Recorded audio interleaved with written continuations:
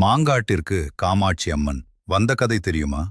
பார்வதி தேவி சிவபெருமானின் கண்களை மூடிய ஒரு கணம் பூலோகத்தில் பல ஆண்டுகள். பஞ்சபூதங்கள் இயங்காமல் உலகம் இருண்டது. உலகத்தை காப்பாற்ற சிவபெருமான் தனது நெற்றிக் கண்ணை திறந்தார். ஒளி மீண்டும் பரவியது.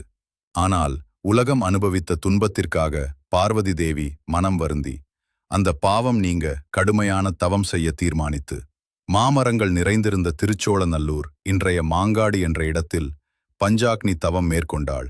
5 அக்னி குண்டங்கள் நடுவே இடது காலின் பெருவிரல் மட்டும் ஊன்றி வலது காலை இடது தொடையின் மீது கால்விரல் மேல் நோக்கிய வண்ணம் வைத்து கண்களை மூடி கையில் ஜபமாலை ஏந்தி பரமசிவனை தியானித்து பல ஆண்டுகள் கடுந்தவம் செய்தாள்.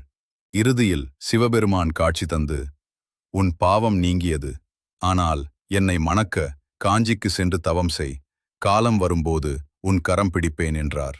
அன்னை காஞ்சிக்கு சென்றாலும் தேவி செய்த உக்கிர தவத்தின் சக்தியால் மாங்காடு பகுதி கடும் வெப்பமடைந்து வறண்ட நிலமாக மாறியது.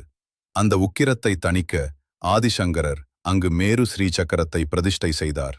இன்றும் மாங்காட்டில் தபஸ் காமாட்சி வடிவில் அன்னை அருள்பாலிக்கி